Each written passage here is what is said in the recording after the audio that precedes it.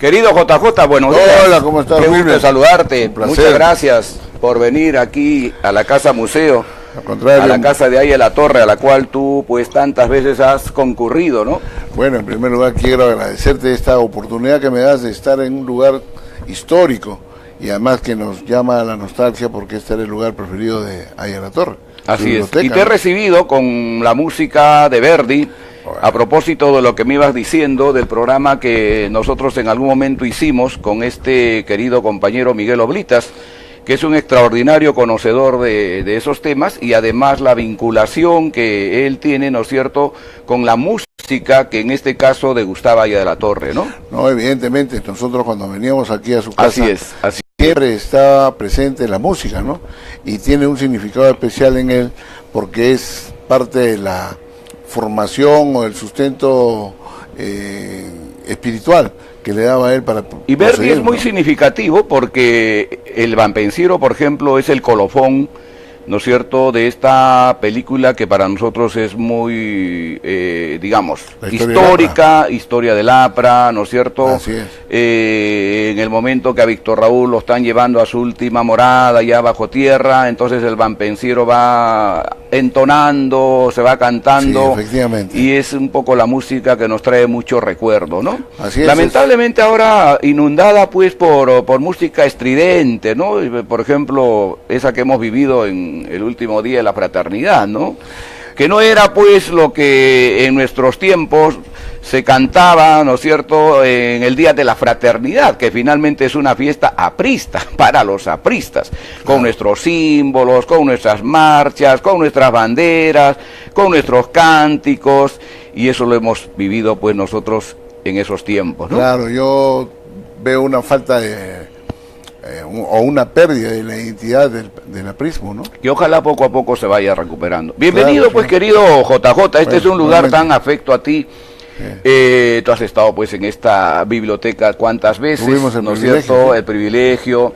Tú has conocido pues tantas veces esta casa, tanto afecto te ha tenido Víctor Raúl, ¿no es cierto? Ha sido el personaje más representativo que hemos tenido nosotros en las universidades, de manera que la verdad es que es un honor tenerte, JJ, como te hemos conocido siempre, ¿no es cierto? Eres el JJ nuestro de todo el tiempo, de toda la vida, desde el primer día que te conocí, ¿no es cierto?, hasta el día de hoy.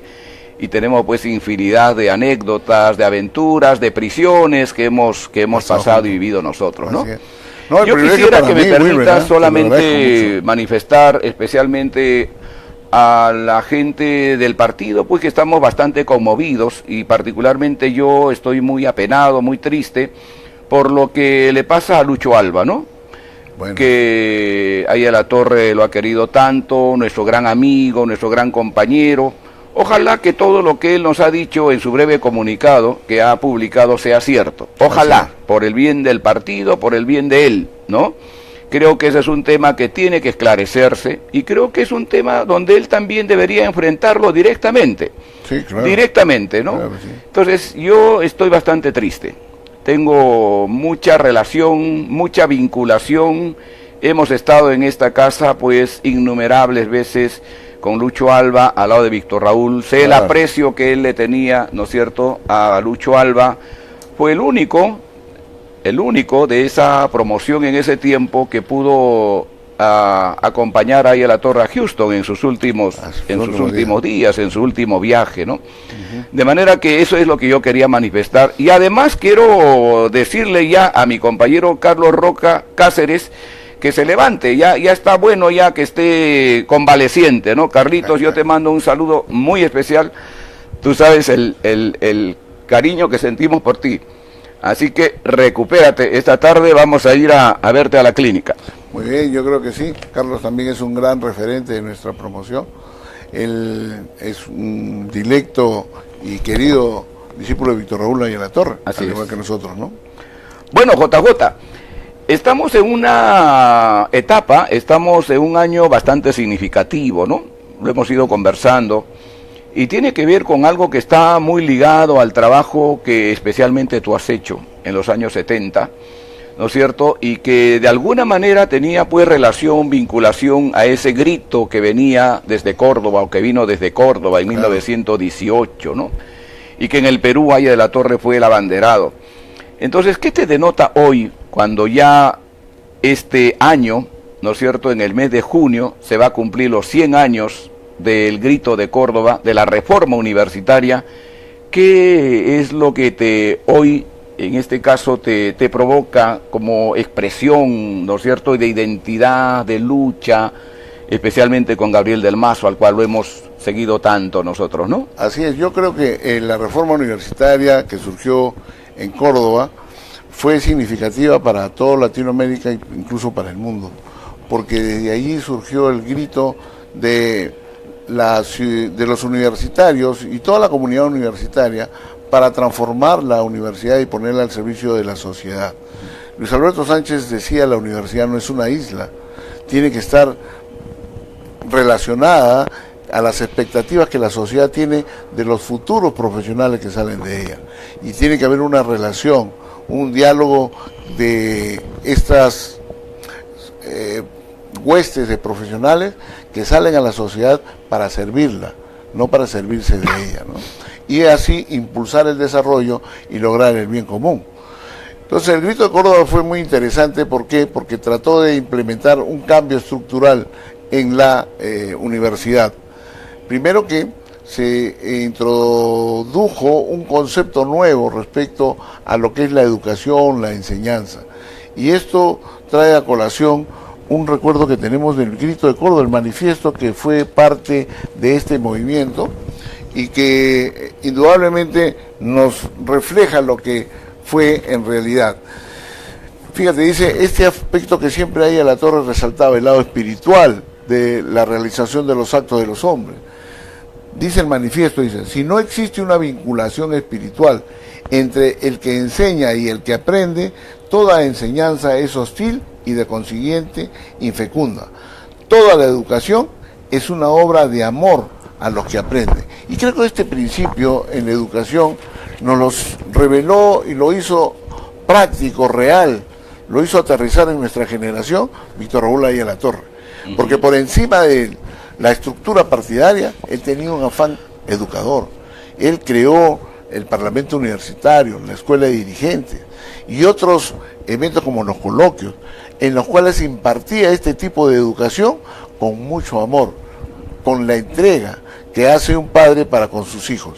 Este es un hecho fundamental. Lo segundo fue el grito de Córdoba. Significó un acto de rebelión, un acto de rebeldía que los estudiantes efectuaban a fin de cambiar las estructuras educativas. Ellos sostienen lo siguiente, dice: si en nombre del orden se nos quiere seguir burlando y embruteciendo, proclamamos bien alto el derecho sagrado a la insurrección. Y ella nos llamó y nos enseñó a ser hombres de un movimiento de insurrección cuando se ataca la educación. Justamente las estructuras que cambiaron fundamentalmente con la reforma fue establecer una universidad abierta hacia la sociedad, fue la estructura misma del cogobierno, en el cual los estudiantes participaban también del gobierno de la universidad y no solamente las digamos, de alguna manera, la reforma universitaria, el grito de Córdoba, que se irradió obviamente en América Latina y en el Perú, ¿no es cierto?, con Haya de la Torre a la cabeza. Quizá uno de los objetivos fundamentales o uno de los logros más importantes, ¿te parece que haya sido la Universidad Popular primero? Pero claro, cuando Haya de la Torre trae los frutos de la reforma universitaria de Córdoba al Perú, tiene consigo un aporte adicional, que es la creación de las Universidades Populares González Prada, donde se une en una misma creación heroica de una nueva sociedad los estudiantes y los trabajadores organizados. Y es así como surgen las universidades populares. Es ahí donde se da la ligazón en lo que se quiere para el estudiante universitario con las fuerzas productivas de la... Tú sabes, quisiera mostrarte, este es un documento obviamente de esos tiempos. Esta es una publicación de los años 20 desde la biblioteca de Haya de la Torre, y aquí están los acuerdos del primer Congreso Nacional de Estudiantes que se realizó en el Cusco, ¿no? Ah, el Cusco, claro. Y aquí está justamente el acuerdo sobre la Universidad Popular, que primero obviamente tomó ese nombre por Víctor Raúl. Claro que sí. Claro, a través de un delegado, ¿no? Así a través de un delegado, pero he estado fijándome que todas las enmiendas que va habiendo en cada capítulo sobre la Universidad Popular, en ese tiempo, todo dice adición Haya de la Torre, adición Haya de la Torre, adición Haya de la Torre, y es pues una cuestión emblemática, porque esto significa, ¿no es cierto?, que Víctor Raúl en este caso pues tuvo una preeminencia importantísima, ¿no? Evidentemente, no solamente para el Perú. Y además con otros personajes que en ese tiempo participaron, ¿no? Por Barnechea, por ejemplo, ¿no? Claro, en el Perú ahí presente, ¿no? Estuvieron presentes otros delegados que tuvieron el mismo espíritu, pero a partir de ahí contribuye ahí a la Torre en una nueva concepción de la realidad. Y a partir de esta concepción de la realidad peruana, la contrasta con las influencias que tenían para llevarse a cabo este Grito de Córdoba y los movimientos políticos en toda Latinoamérica. Acordémonos que ya se había suscitado la Primera Guerra Mundial, que trajo consecuencias bastante educativas para los pueblos, pero también se había suscitado la Revolución Mexicana, ¿no es cierto?, en 1917, y la Revolución Bolchevique. Y entonces esta influencia en los pensamientos de estos eventos hicieron que se dé el Grito de Córdoba. Pero muchos ¿tú dirías que el Grito de Córdoba, por ejemplo, es una cuestión autóctona que responde a una realidad propia como fue la Revolución Mexicana? Sí, yo creo que sí. Ellos tienen un crecimiento en la época de su industrialismo, de suerte que hay una fuerza obrera que estaba en creciendo. Allá en la Argentina. En la Argentina. Pero eso estaba en contrario con la universidad, que era muy escolástica, muy cerrada, que no permitía el acceso a los conocimientos de los nuevos tiempos y que no quería cambiar. Es ahí donde ellos se rebelan y piden, por ejemplo, que se cambien, pues, y que se incorporen profesores y pensamientos nuevos. Todavía se enseñaba, por ejemplo, creo en las universidades, lo de Garófalo, ¿no?, que la delincuencia es por los signos exteriores de la persona.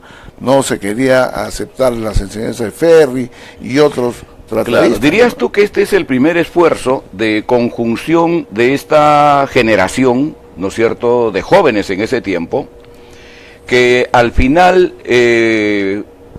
terminan diseñando, propiciando, ¿no es cierto?, un pensamiento latinoamericano?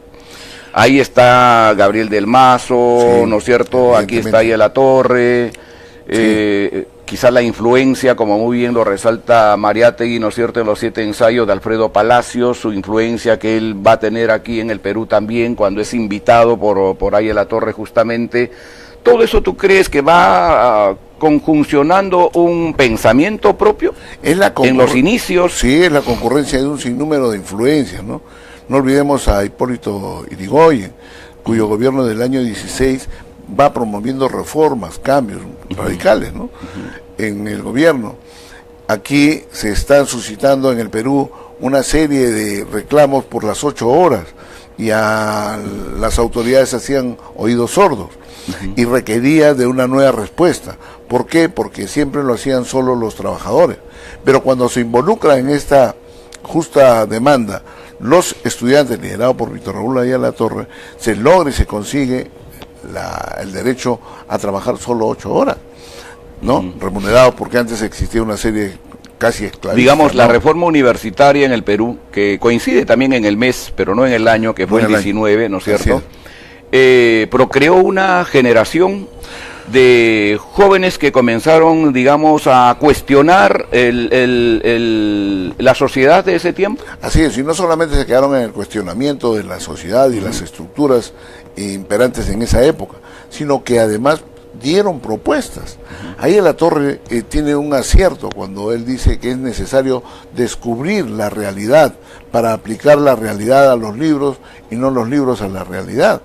Él tiene después como acto heroico la creación del APRA, como el movimiento de esfuerzo continental, de las fuerzas políticas continental para poder enfrentar el imperialismo económico. Y esto hasta ahora no ha sido contrastado, mantiene vigencia. Es la única forma, la única manera mediante la cual se puede lograr algún éxito cuando los pueblos se unen para poder luchar con los mayores.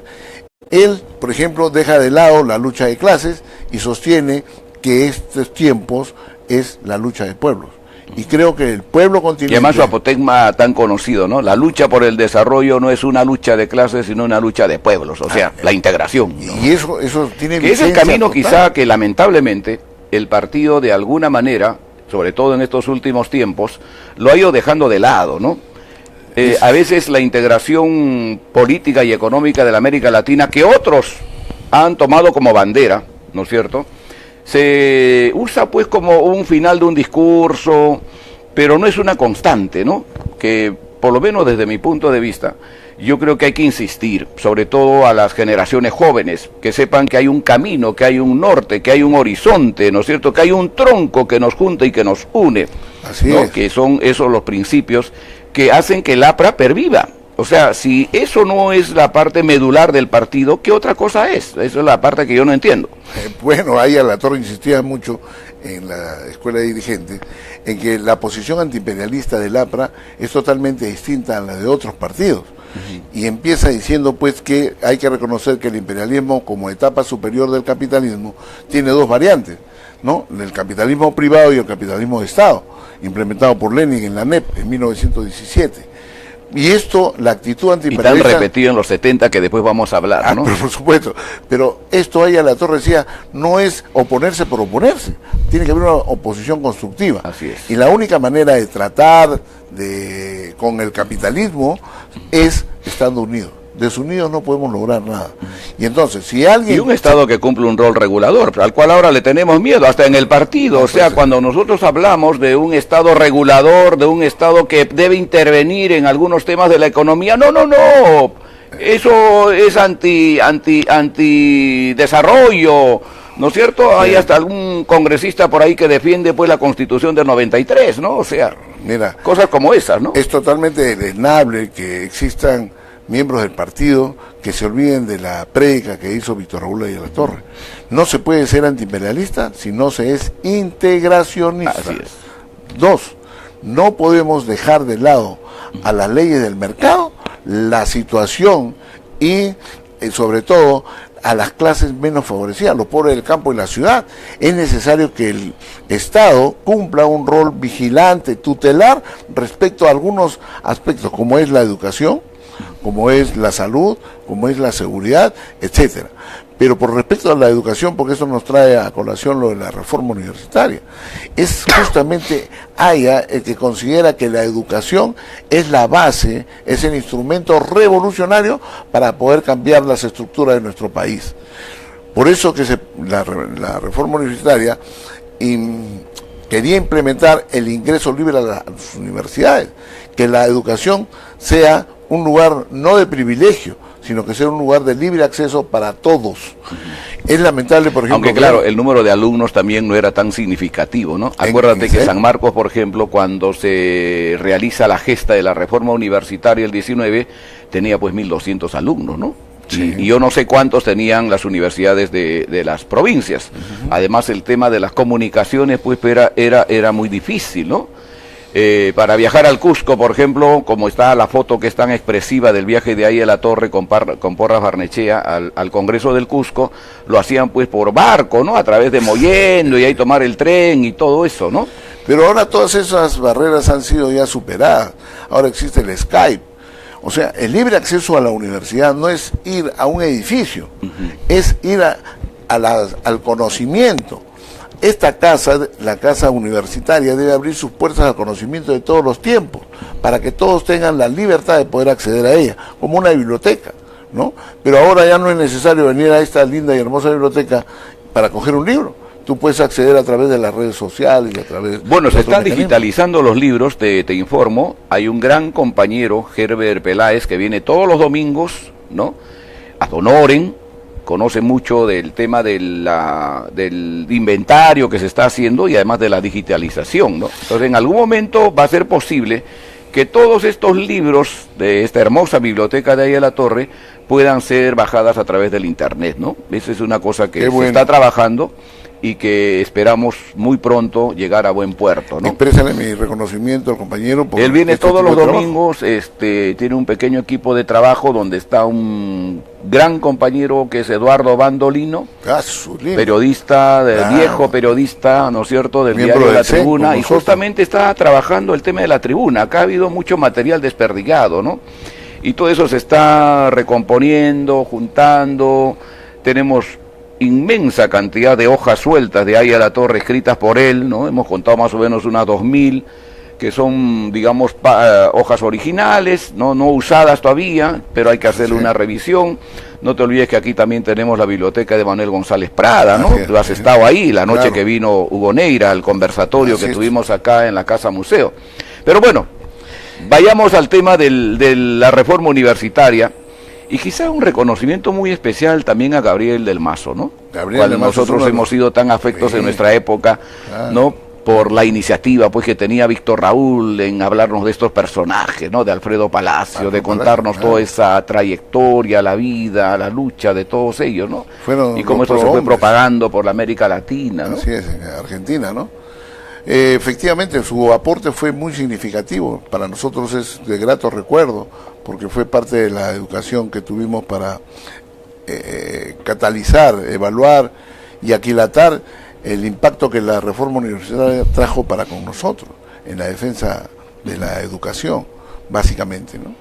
Y también en cómo una universidad debe mantener su autonomía, ¿no? Por encima del poder transitorio de algunos gobiernos que pretenden manejar las universidades a su libre antojo, ¿no?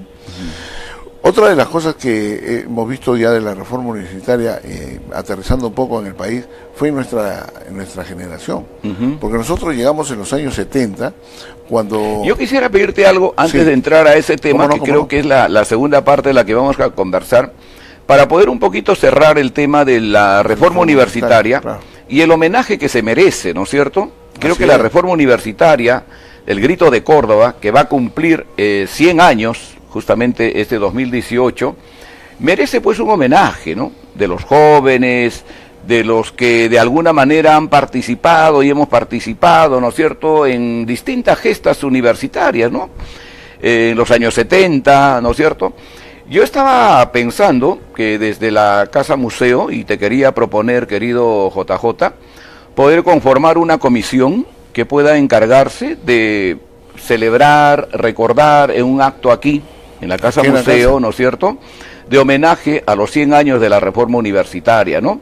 Con esa sagacidad que tú tienes, con ese conocimiento, con esa experiencia, de repente pues invitar al actual rector de la Universidad de Córdoba, ¿no es cierto?, al rector de San Marcos y todos los que de alguna manera puedan participar con nosotros, ¿no? Y quiero proponerte que tú puedas hacerte cargo de esta comisión a nombre de la Casa Museo, para recordar, celebrar, homenajear, ¿no es cierto?, a los 100 años de la reforma universitaria, ¿no? Bueno, te agradezco la invitación. Yo creo que es un acto de y detrás tuyo, pues, cuántos buenos compañeros hay, ¿no? Que han luchado también al lado tuyo en los temas universitarios y que obviamente hay que incorporarlos, y muchas compañeras, ¿no? Muchísimas compañeras que nos acompañaban pues en esas jornadas heroicas, ¿no? Claro, valientes como eran, ¿no? Tantos nombres que prefiero no mencionar porque a veces te olvidas de alguien y vienen los problemas. Y se sienten un poco Pero ahí están esas grandes compañeras, claro, ¿no? Como hay grandes compañeros que han puesto pues su tiempo, su esfuerzo, su bravura, ¿no? Entonces, ¿te parece bien eso? Es una gran idea y una gran y excelente idea. Yo creo que el partido debió tomar la iniciativa, por lo cual te felicito. Si desde esta casa nosotros podemos hacer un tipo de evento. Sí, como una cosa de la Casa Museo, ¿no? Perfecto, como corresponde, además. Además son las fechas en las cuales Aya de la Torre participó, ¿no es cierto? Intervino. Fue la Dalí de todas esas jornadas, de esas luchas. Entonces esta es la casa de Aya de la Torre, y desde aquí tenemos que generar también, ¿no es cierto?, esos recuerdos a este personaje que le dio tanto al Perú, ¿no? No, evidentemente, yo creo que sí, estoy de acuerdo y cuenta conmigo. Yo puedo ¿Cuántas veces utilizar en esta propia biblioteca pues él nos habló de esos temas, ¿no? Y allá nomás cerca, ¿no? En el comedor que está aquí, que lo has visto ahora, que te pareció un poco chico, ¿no? Favor, me pareció. Pero que en ese tiempo pues era inmenso para nosotros por la cantidad de gente que venía, ¿no? Esa experiencia, por la cantidad ¿no? de gente que venía, ¿no? Que Que hablaremos en algún momento. Claro, la experiencia que tuvimos, ¿no? Bueno, entonces pasemos, querido JJ, ya habiendo quedado en este compromiso, ¿no es cierto? Y para nosotros será un honor que tú presidas esta comisión, ¿no es cierto?, con esa experiencia, con ese reconocimiento, que estoy seguro, no solamente los antiguos compañeros del partido, sino todos en general tienen hacia tu persona, ¿no? Bueno, desde aquí entonces hago el llamado a todos los compañeros de mi promoción, de mi generación, para que juntos, porque siempre lo hemos hecho, todo trabajo ha sido colectivo, no hay ningún interés personalista, para asumir este incorporando reto, a los jóvenes, a los muchachos, sí, que también hay jóvenes muy valiosos, muy perfecto, valiosos. Estamos impulsando por ahí, por ejemplo, algunos jóvenes que se dediquen a la investigación, al estudio, ¿no? Claro. Hay un muchacho, por ejemplo, que está haciendo un trabajo muy interesante que tiene que ver con el origen del APRE en la Argentina en los años 24, ¿no? Y debe ser producto de la deportación que sufrió pues Manuel Seoane, ¿no? Después que sale ahí de la torre, ¿no? Pero sería otra historia. Pero por ahí están surgiendo ese tipo de investigación que a mí me gusta mucho, ¿no? Porque creo que de alguna manera eso le da al partido solidez, le da futuro, porque hay gente que se está dedicando a esas cosas, ¿no? Y son jóvenes, ¿ah? Son jóvenes que hay que resaltarlo.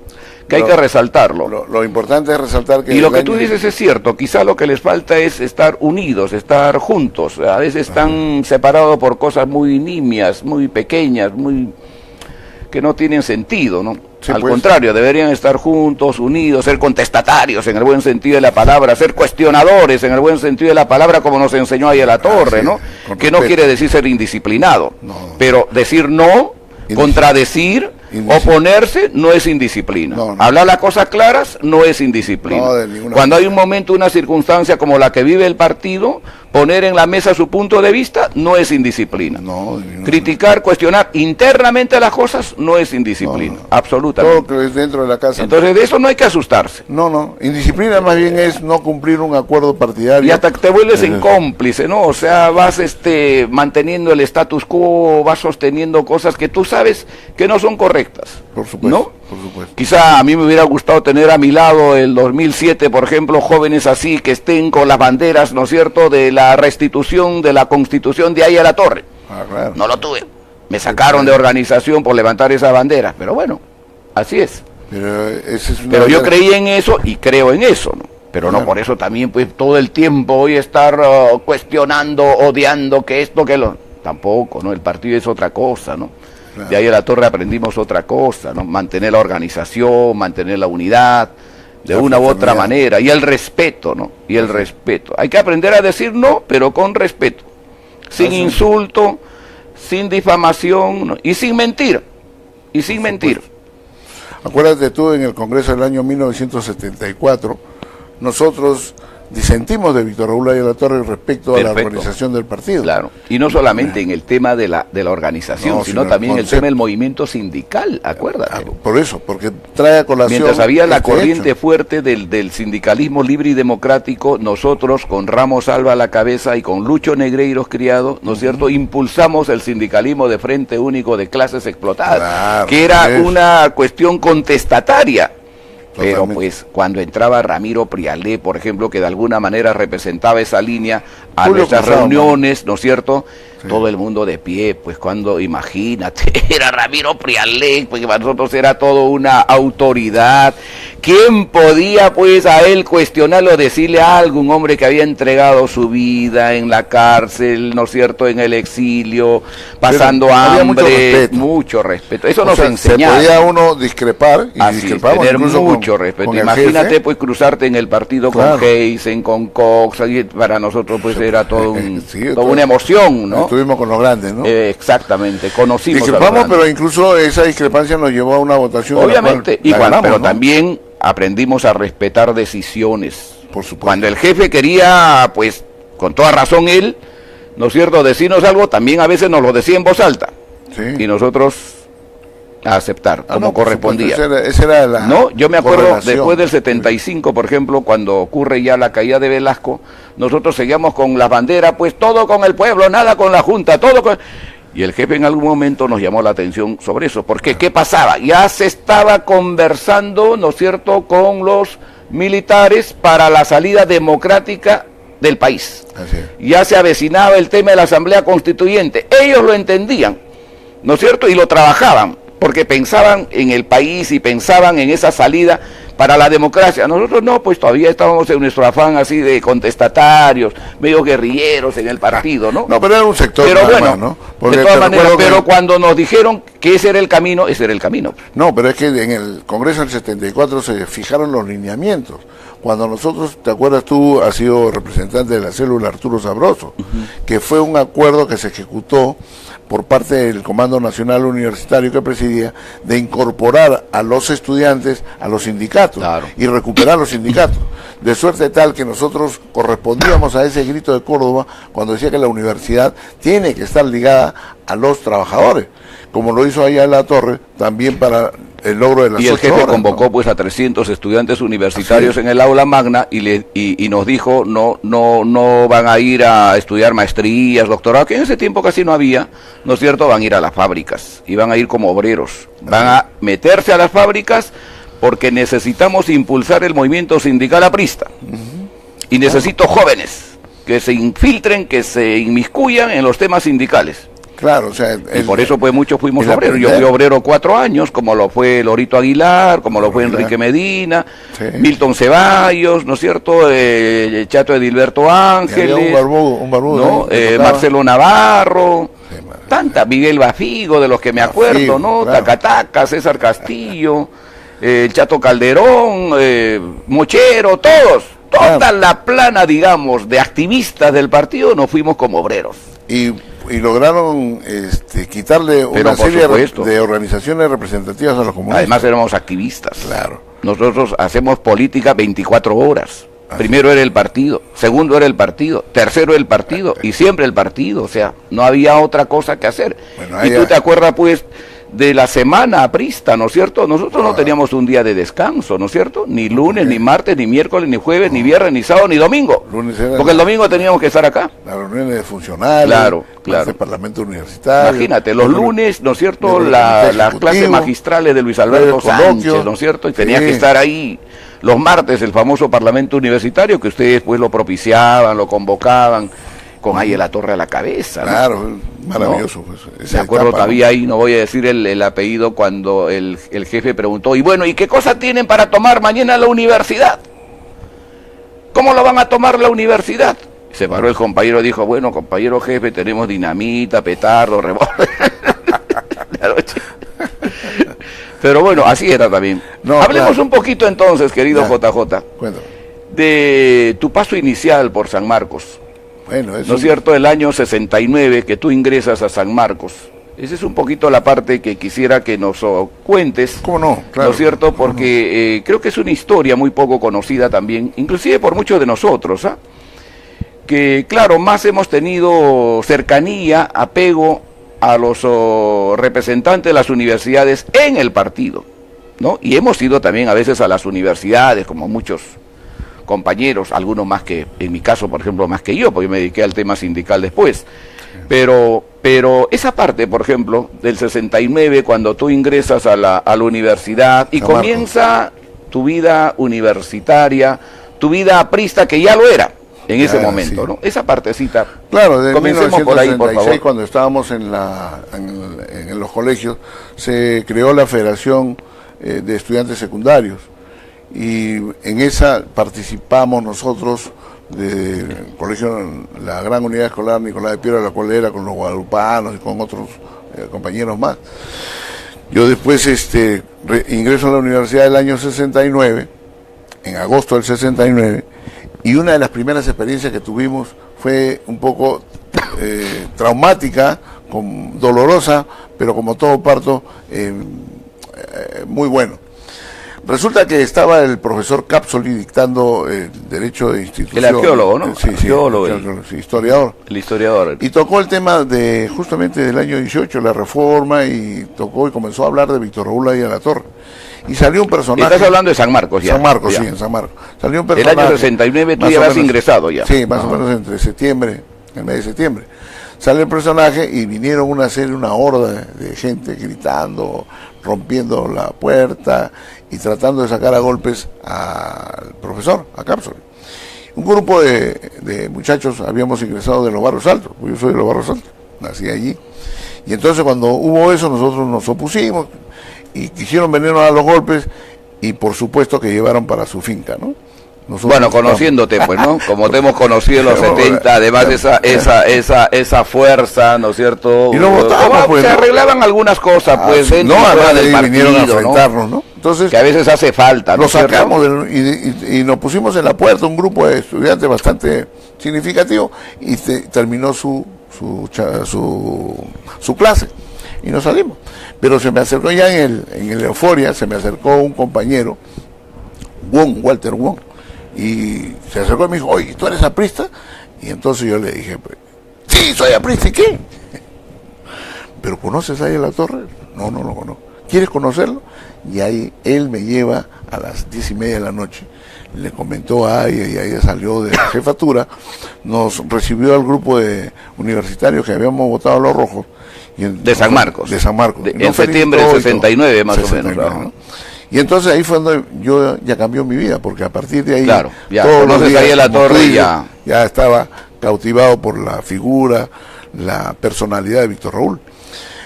Seguimos. ¿Y qué tal magnetismo, no? Claro, que te cambia la vida y además te hace trabajar 24 horas por ese ideal, ¿no? No piensas nada más que en eso, ¿no? Tu vida es eso, ¿no? Ahí me involucré en el Comando Universitario de San Marcos. Y ahí vimos algunos personajes como Juan Mendoza, ¿no? Todavía anteriores, que eran de Unión Sanmarquina, Arangüena, Loyola, Ángel Romero, el actual vocal de la Corte Suprema, y otros. Contigo, el 69. Sí, ellos eran de la promoción anterior que pertenecían a Unión Sanmarquina. Eran los últimos estados bueno, seguimos y continuamos. Conocí a los que ya tenían la vigencia en el comando universitario, César Vázquez, José Rodríguez. Ahí en San Marcos. En San Marcos también. Víctor Collantes, Lita, una chiquita que era, no recuerdo bien el apellido, pero en fin, eran compañeros. Fernando Dávila también, ¿no? Oh, claro, él también era muy querido por el jefe, además. Sí, sanmarquino, y Walter Wong y otros, que impulsaban. ¿Walter Espíritu no era sanmarquino? También, claro, pero él lo conozco yo después. Sí. Él ingresó entonces después. No, yo creo que el 70. Marcelo Navarro también fue sanmarquino. Pero por supuesto, en nuestra promoción, él ya se integra. Ahí conozco a todo el resto de compañeros, ¿no? El 69. El 69. Y es oportuno decir que Luis Alberto Sánchez había finiquitado su mandato. Habíamos terminado del año 64 con el último presidente de la asociación, con Ramos Alba, Alfonso. Y a partir de allí hubo un antiaprismo visceral, ¿no? Ante el cual nosotros nos enfrentamos. Y bueno, con Aya La Torre seguimos. El 2 de noviembre del año 69, con otros compañeros de otras universidades, se forma la Alianza Revolucionaria Estudiantil. O sea, el ARE se funda cuando tú estás en San Marcos, el 2 de noviembre del 69. Sí. Tú representando a San Marcos. A San Marcos y otros, ¿no? Con otros compañeros. Bueno, el ARE comienza a trabajar y a consolidar un esfuerzo en San Marcos. Augusto Luna, me acuerdo que estaba... Claro, el odontólogo, gran compañero, claro, sí me acuerdo de él. Con un sinnúmero de compañeros ahí de odontología. Que iban al partido, que no eran militantes escondidos, ni oscuros, ni invisibles. Totalmente. Todos los militantes eran visibles y además... Nadie puede decir que no tenía acceso ahí a La Torre, porque él estuvo ahí todos los días. O sea, no había pues esa interferencia, ¿no? Voy a hablar con tal para llegar a él, ¿no? No había. O sea, cualquiera que iba al partido, acceso directo. Cualquier estudiante, cualquier trabajador tenía acceso pues a Víctor Raúl, ¿no? Porque él estaba ahí. Además, él no permitía que nadie interfiera su relación, su vinculación con el que le visitaba. Así nos captó a nosotros. Pero es que así nos captó a nosotros cuando yo vine de viaje de promoción. Todos los días estaba en el partido. Pero bueno, sigue con la historia. Bueno, entonces, Allí nosotros fundamos el ARE, comenzamos a trabajar con los compañeros y bueno, hubo un vacío de poder en el Comando Nacional Universitario por razones X y el Comando de Acción de San Marcos llega a tomar el comando. ¿Con quién? El Comando Nacional Universitario. Con Leonardo Sotomayor, no sé si... Claro, sí me acuerdo. Él trabajó conmigo en Motor Perú. Fuimos compañeros, fuimos obreros. Fernando Albán. Juan Enciso, sí, claro. Y bueno, estuvimos otros. Albán no me acuerdo, no lo conocí. Era Villarreal. Ya. Pero tomamos... Eso fue el comando. El Comando Nacional. ¿Y en qué momento tú asumes la Secretaría General del Comando Aprista de San Marcos? Bueno, en San Marcos justamente ahí. Ajá. Ya, cuando ellos toman el Comando Nacional Universitario, tú asumes San Marcos. San Marcos. Ajá. Y a partir de ahí estuvimos hasta el 31 de enero del 72. 72. Bastante tiempo, bastantes años. Allí hubo algo. Que eran años de combate, además, de lucha, sí. No eran años de quietud, no eran años tampoco de estar escondido, ¿no? Eran años, pues, de estar en la calle, de estar enfrentados a la dictadura, ¿no? De apoyar los paros de la CTP, me acuerdo, hasta ahorita me acuerdo de este gran compañero Oscar Treyes, no sé si te acuerdas. Parecía miembro del comando. Claro, cuando en el Jirón de la Unión, ¿no es cierto? Cuando se paró el Jirón de la Unión, aparte de reventar las dinamitazos y todo eso, rompió una luna, nunca me olvido, de una tienda muy conocida en ese tiempo y se rompió acá, ¿no? Sí. Y con su sangre escribió APRA, pues, ¿no? Había esas cosas, pues, ¿no? Esas cosas, sí. Oscar Treyes, yo lo recuerdo mucho, ahora milita él en San Miguel, ¿no? Un gran amigo, un gran compañero. Gran compañero, sí, un saludo para él también. Fíjate, a propósito, te han enviado muchos saludos en las redes, ¿ah? Ha habido una buena recepción y buena cobertura, ¿no? Si te vas acordando de algunos, los vas saludando también a ellos, ¿no? Todos ellos, sí, hay tantos, pero fíjate, vamos en el paso del tiempo, ¿no? A partir de noviembre del 69 hasta el 31 de enero del año 1972, nosotros fuimos aglutinando a todos los comandos universitarios de las distintas universidades, claro, con insignes personajes, ¿no? Tú sabes, Víctor Polay, Polay venía pues de la Universidad del Callao, de la técnica del Callao, ¿no? Claro, y con otros compañeros como Gallo, ayudante. El Callao tenía una buena organización. Muy fuerte. Muy fuerte. ¿No? Claro, sí. Muy fuerte. ¿No? Un extraordinario compañero. Y eran muy unidos. Chamochumbi estaba en esa época. Todavía él llega posterior, menor, ¿no? Ceballos sí. Tampoco. No Milton, sino Ceballos del Callao. Del Callao. Otro gran compañero. Ya te digo que son casi de la edad. Yo te digo una década, creo, de años. Pero nosotros éramos de esa promoción. Yo llegué, y yo no miento, ¿no es cierto? Yo llegué al partido por primera vez en octubre de 1971, con mi promoción del colegio. Ya, ¿no? Claro, sí, tú ya se la Y la gran equivocación hizo, porque nosotros, como buenos provincianos, en esa época quisimos ir a conocer el Jirón de la Unión, ¿no? Y estábamos alojados inclusive en el sindicato de trabajadores del Diario Expreso. Ya. Entonces, cuando bajamos, preguntamos al primero que nos diga dónde quedaba el Jirón de la Unión. Y obviamente el tipo nos dijo pues hacia la izquierda, o sea, vayan para allá, caminen, van a encontrar ahí. Cuando caminamos, llegamos, no era el Jirón de la Unión, era la Plaza Unión. Un poco más y creo que el tipo nos vendía el Ministerio de Educación en esa época, ¿no? Bueno, ya... bueno, para contarlo, entonces, en ese momento, el movimiento universitario estaba muy fraccionado, y era la razón por la cual se había impuesto a nivel nacional el FER, el Frente... Solo te voy a hacer una pregunta. Del 69 al 72, ¿no viste a nadie más? ¿No conociste a nadie más? Conocí ya de otras universidades. De otras universidades, pero de San Marcos. No, sí, mucho más, Soriano, ¿cómo se llama este chico? Bueno, ahorita te voy a ir diciendo... Y actuales nombres que a veces mencionan por ahí. No, algunos que han dicho que por ahí... No han aparecido en el movimiento, no han aparecido en la lucha. Han aparecido mucho después, pero no, y yo sí puedo darte fe de eso, porque yo estuve. No, porque además yo vi tu actuar del 72, claro, o sea, yo estaba en el partido prácticamente todos los días. Desde el 69 que tuve yo a mi cargo, yo sé quiénes han trabajado y quiénes no, quiénes han luchado y quiénes no.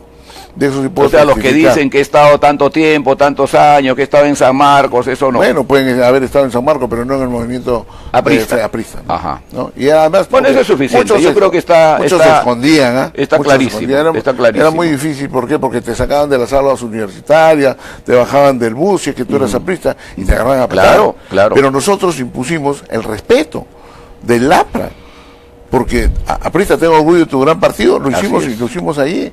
Ya te digo. Además, el respeto venía a las buenas o a las malas. No, lo defendíamos, porque no teníamos temor, ¿no? Así es. Tanto es así que el año 1972 nosotros postulamos a la Federación Universitaria de San Marcos con César Vázquez y Fernando Dávila como cabezas. Sí, me acuerdo.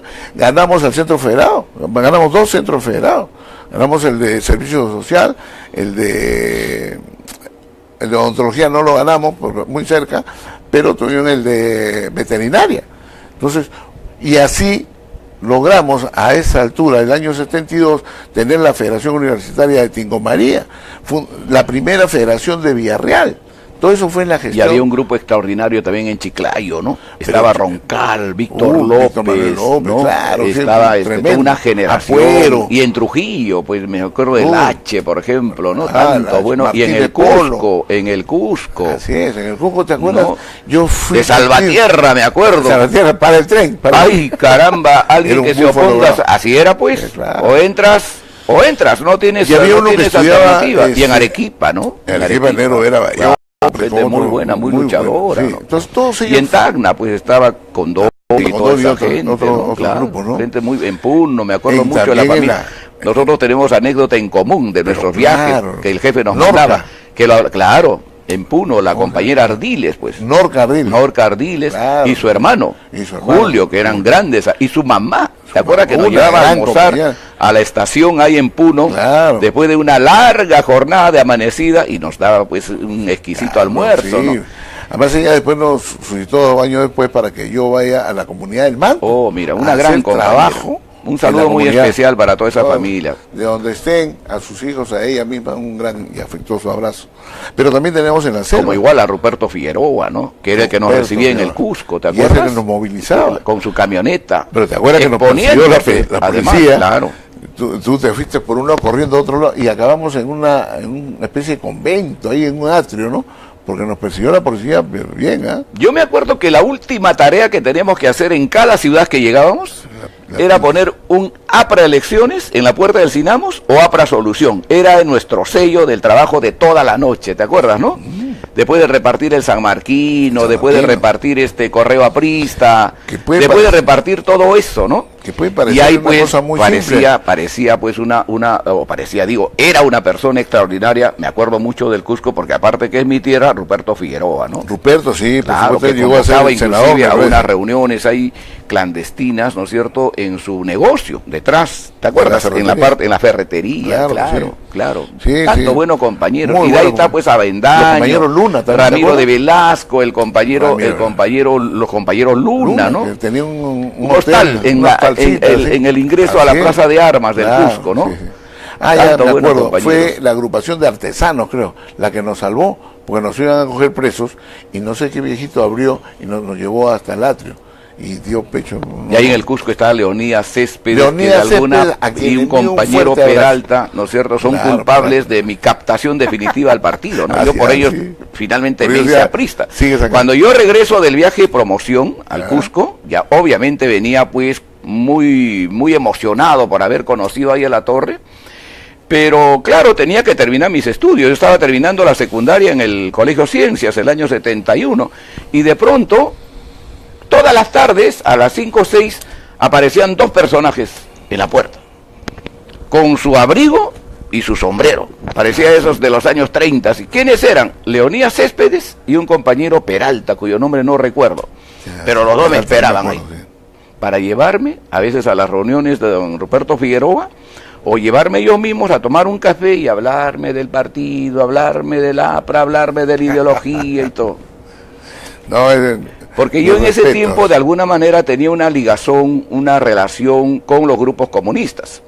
Y en el Cusco yo era un activista político ya. Así, ¿no? Entonces yo tenía mucha ligazón con Tani Valer, con Manuel Góngora, ¿no es cierto? Son los representantes del claro, en Cusco. Claro, entonces yo trabajaba casi directamente con ellos. Después me he encontrado con Tani Valer, ¿no? Que somos grandes amigos, un gran personaje, ¿no? Un tipo tan... De ciencias también, ¿no? No, ellos ya eran universitarios. No, pero del colegio, ¿no? Claro, pero ellos ya eran universitarios, claro, yo sí. estaba en el colegio. Entonces yo trabajaba un poco representando a los estudiantes secundarios con esos grupos, hasta que me voy a Lima, o vengo a Lima, y cuando regreso me enfrento a ellos y hago que mi promoción en el Cusco se llame Ahí a la Torre. Fue nuestra primera gran victoria, obviamente, con toda el comunismo encima hacia nosotros. Gillo también, bueno. Tú tenías un amigo, el Gillo, de tu promoción, que alguna vez vino. Había grandes compañeros de mi promoción, Nico Moscoso, uno de ellos, que recuerdo mucho, que vinimos a esta casa, claro, compañero Carlos Rosas, que ya era aprista él, Rosas, ¿no? Carlos Rosas del Cusco, grandes compañeros. Y mi mamá, pues, que era muy aprista, ¿no? Yo, si algo he aprendido del APRE en sus inicios, fue en su biblioteca, ¿no? Claro. En su biblioteca, entonces una gran yo comenzaba a leer. Tú la has conocido, sí, pues, cuando hemos ido al Cusco, ¿no? Así es. Pero yo sé que todos los temas son bastante interesantes, pero sigamos en el tema del 72. Entonces, el tema de... O sea, del 69 al 72, tú no viste pues a nadie que... No, yo bueno, te digo eso está clarísimo. Lo que estábamos, ¿no? Ya. Ahí aparece después Walter Espíritu, aparecen otros personajes, pero todos ligados en un mismo horizonte. Consideramos que el movimiento universitario estaba fragmentado en todo el Perú. ¿Por qué? Porque existían movimientos como el FUR, el FRU, ¿no? El MIR también, que no era el movimiento de izquierda revolucionaria, sino otros que eran los que representaban al aprismo, pero todos estaban barridos en las distintas universidades. Entonces, cuando sale el ARE, a partir del 69 hasta el 72, fue unificar a todos los organismos con uno solo, la Alianza Revolucionaria. Pero acuérdate que en el partido también hubo alguna confrontación con el tema del ARE, ¿no? Porque Por supuesto, hubo en la Universidad de San Martín, me acuerdo con Pepe Barba a la cabeza, que decían, nosotros no nos presentamos como ARE, sino como APRA. Y como APRA ganaban elecciones, y ganaron varias elecciones, ¿no? Claro, pero claro, el ARE era el grupo de fachada más representativo que tuvimos. Pero después, ¿no? También claro, todos se unieron, ¿no? ¿Por qué? Porque hay que tener en cuenta que una minoría organizada estaba ganándole una mayoría desorganizada, que eran los apristas en las universidades. Y así fue como nosotros fuimos avanzando en la recuperación en el movimiento estudiantil para el partido. Es el 31 de enero, hay una anécdota. Del 72. El 72, perdón. El 31 de enero del 72, bueno, hubo una confrontación, hubo una convención y nos fuimos al enfrentamiento. Y ese enfrentamiento trajo consigo la intervención policial. No sé si preestablecida, pero una intervención policial que lo único que quería era atacar a Víctor Raúl Ayala la Torre.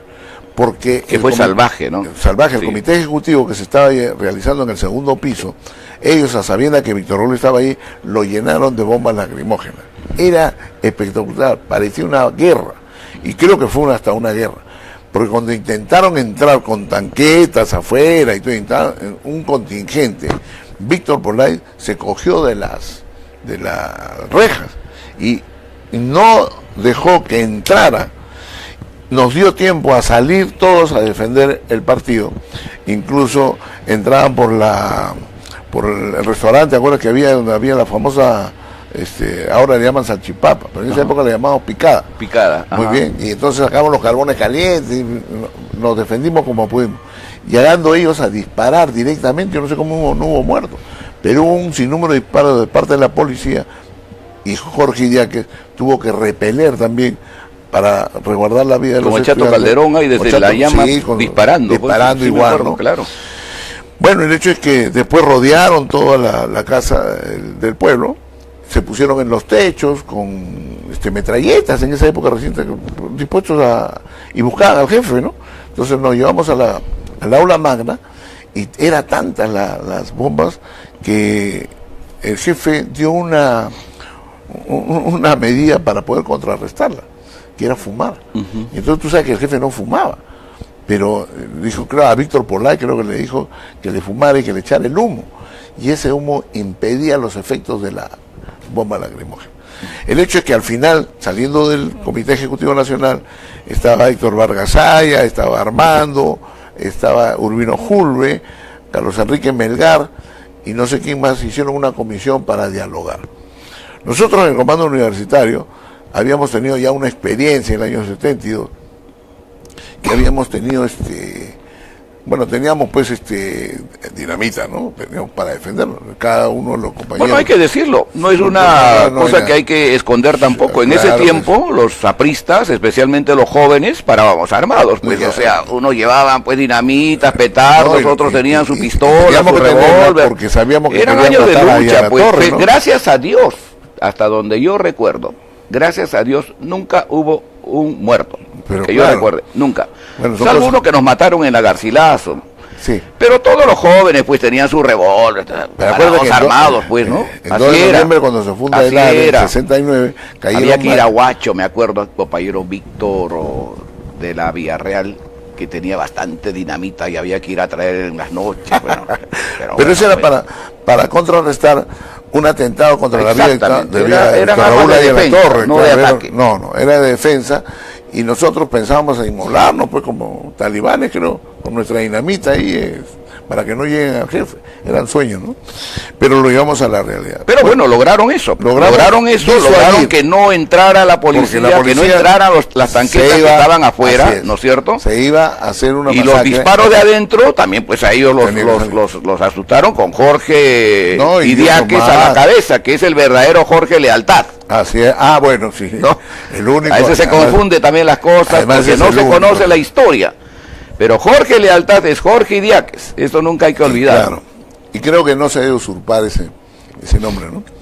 Bien, yo creo que ahí surgió la idea de refundar el Comando Universitario.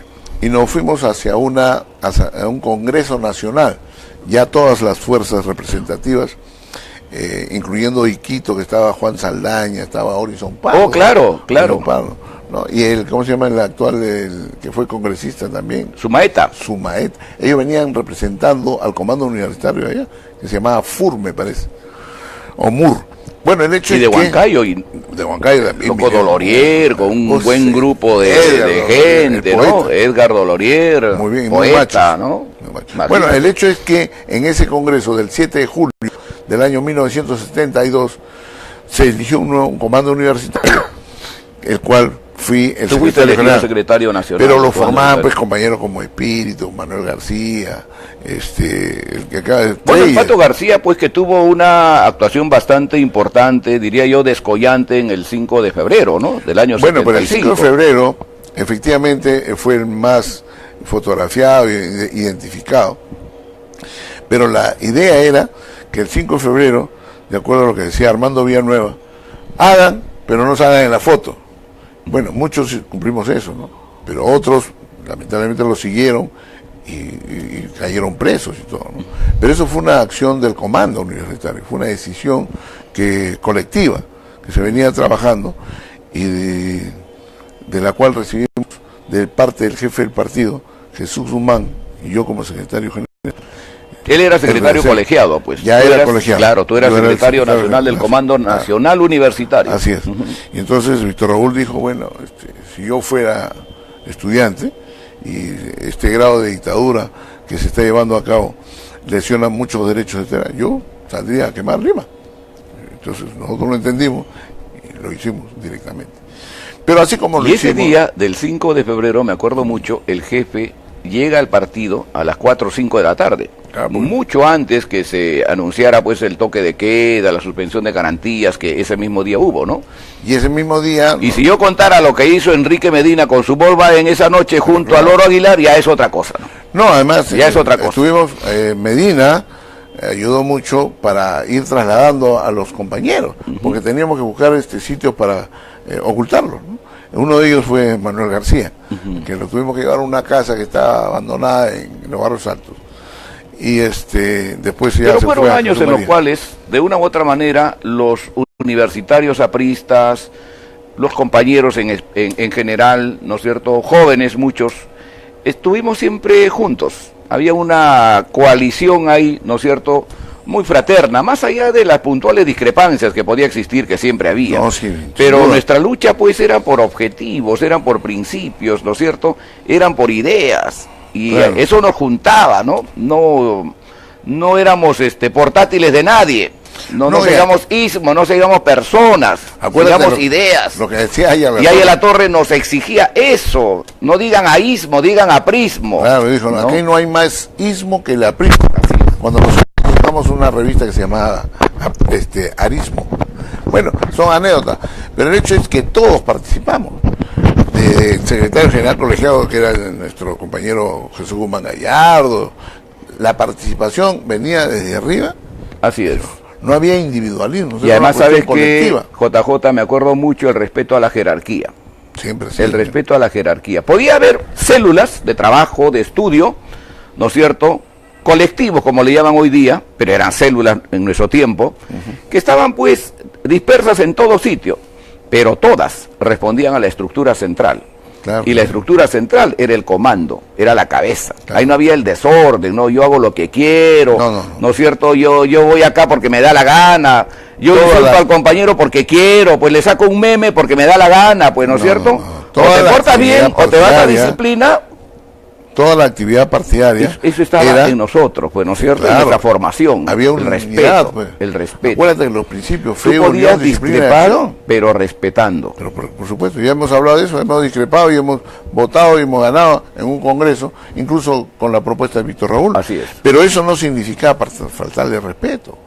Ese es el principio de la democracia funcional, que viene de abajo hacia arriba, no de arriba hacia abajo.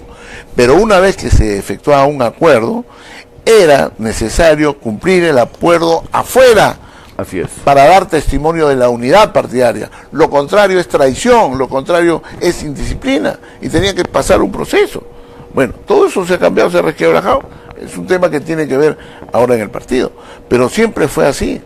¿Recuerdas además que, por ejemplo, Sánchez, por ejemplo, que es muy emblemático, ¿no? ¿Te acuerdas la parte de Sánchez en los años 60, bueno, cuando acuerdan en el tema de la educación, ¿no es cierto?, la célula parlamentaria, por propuesta de Sánchez es derrotada en la célula parlamentaria, ¿no es cierto?, pero después que ya hay un acuerdo, le encargan a Sánchez que sustente la propuesta a la cual él no creía, y lo tuvo que hacer. Esa era la disciplina. Pero esa es la disciplina que siempre ha mantenido la vigencia. Y como tú dices, se ha resquebrajado, totalmente, ¿no? O sea, eso del voto de conciencia, sí, pues puede funcionar para algunos temas, ¿no? Para algunos temas, pero no necesariamente para los temas troncales en los cuales el partido pues traza un norte, traza un horizonte. Por ejemplo, vas a defender a este gobierno corrupto, vas a defender a este PPK que está envuelto en una maraña de corrupción. No, porque dices primero el Perú, no pues. No. Primero el Perú acá, ¿al lado de quién? ¿De un corrupto? No pues. Acuérdate que ahí La Torre decía, pues sin moral es imposible hacer una actividad política, porque aquí tenemos que tener en consideración lo siguiente, aquí es verdad, sin justicia, es injusticia. La verdad y la justicia van de la mano, y eso implica una identificación moral. Y el partido ha sido siempre moralmente establecido en sus normas, en su quehacer y en su conducta. Y haya sido el mejor exponente de lo que debería ser un hombre honesto. Así es. No solamente serlo, sino parecerlo. Murió pobre y estamos en una casa que no era de él. Así es. ¿Cierto? Entonces, yo creo que eso es una de las cosas que se tienen que rescatar del partido y en la actividad también de hacer política, ¿no? Mira, JJ, hemos llegado al año 72, 74, cuando a ti te eligen secretario nacional del comando de la del universitario aprista, ¿no? Tantos años faltarían por recorrer, y estamos hablando ya una hora. Wow. Una hora, que es lo que dura nuestro programa, ¿no? Oh, caramba. Pero no sé, podemos extenderlo unos 5 minutos más con la anuencia de nuestros compañeros que nos están siguiendo y nuestros amigos, ¿no es cierto? Ya, muy bien. ¿Cuál sería el colofón de todo eso para ti, digamos, de esos años, ¿no? Que fueron años también de aprendizaje. Por supuesto. ¿No? Estuvimos sometidos, digamos, a una escuela que, si bien es cierto, no se daba en la universidad, pero se daba en el partido, ¿no?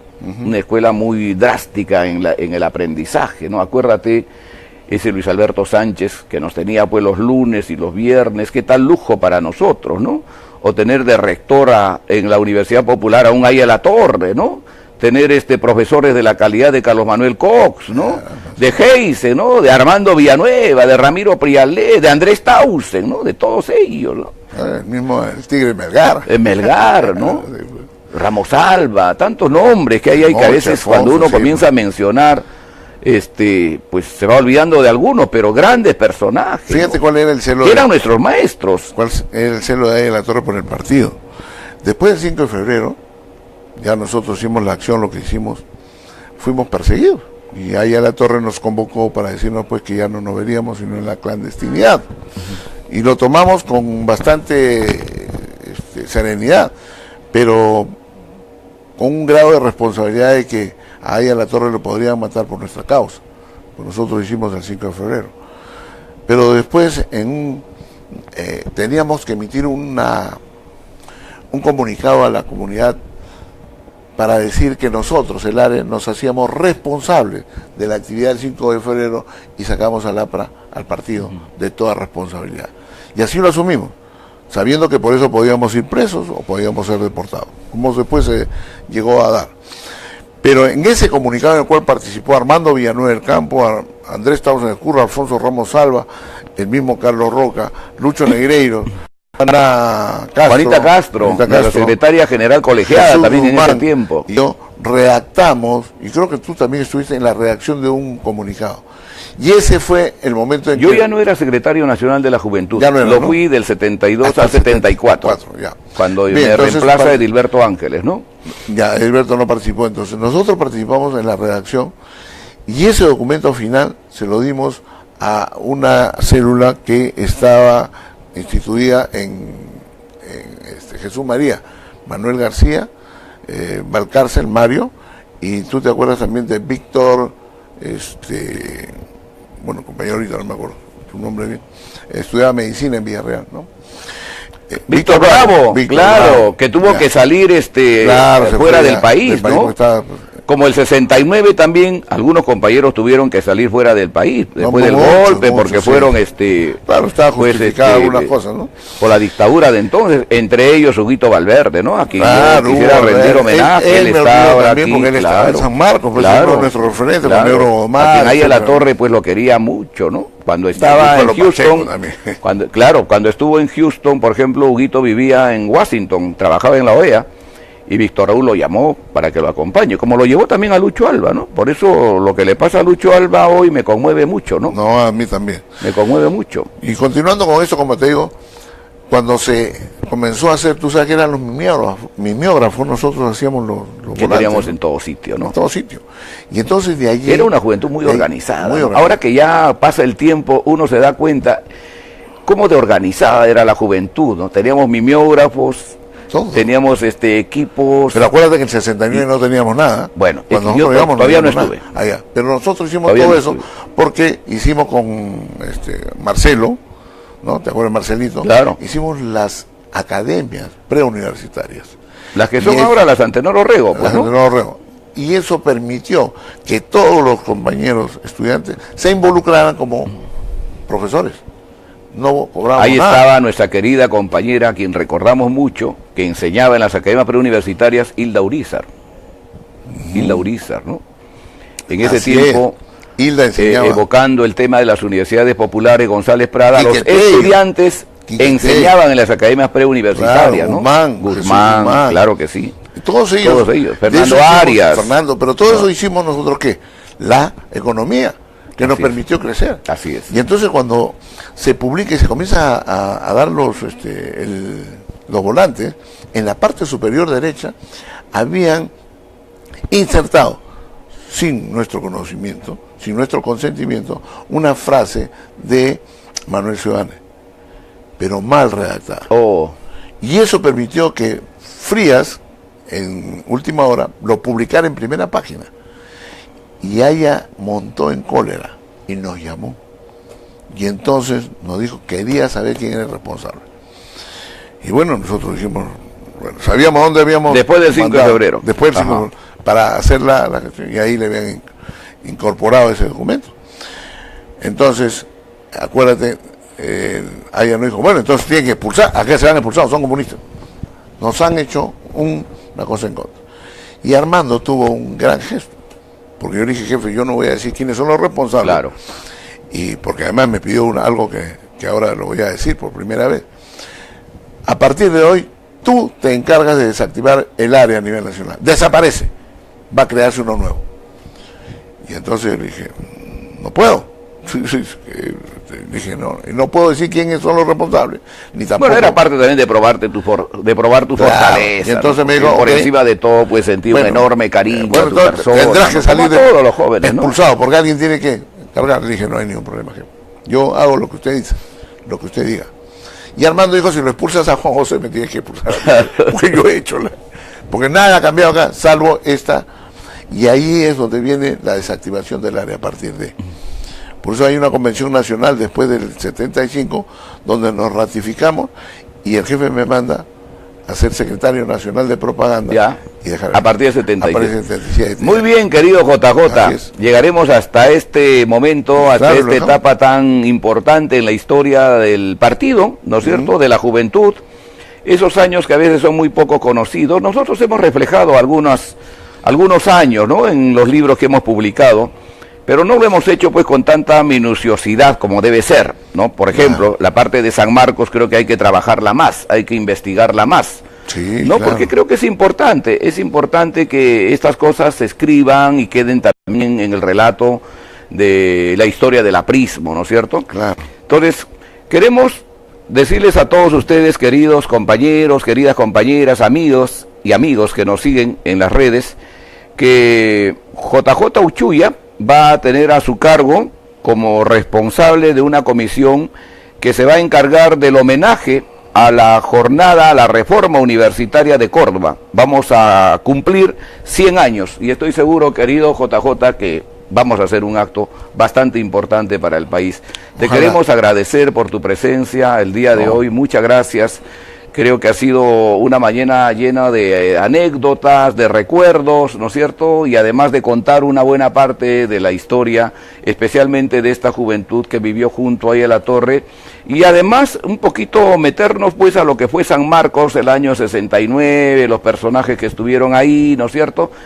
Y obviamente la autoridad siempre lo has tenido tú en esos temas. Bueno, yo te agradezco a ti, Wilber, y a toda la teleaudiencia por este tiempo que hemos tenido de poder recordar algunas cosas respondiendo al llamado de Víctor Raúl Aya La Torre. Vamos a trabajar para él, para recordar este tiempo de la reforma universitaria. Muy bien, y nos despedimos con el Bampenciero, ¿no es cierto?, que es la música que siempre acompañó a Víctor Raúl, ¿no es cierto?, sí, y que está impregnada ahí en esa película nuestra que se llama Historia del Apre. Nos trae mucha nostalgia. Así es. Muchas gracias, querido JJ. Bien. Y gracias a ustedes, queridos compañeros, compañeras, amigas y amigos que nos siguen. El próximo sábado los esperamos otra vez aquí en un programa en vivo desde la biblioteca privada de Aya de la Torre. Muy amable, han sido ustedes muy amables en seguirnos. Muchas gracias. Gracias. Muy bien, creo que hemos tocado una buena parte, querido JJ. No te pares todavía un ratito, por favor. Sigue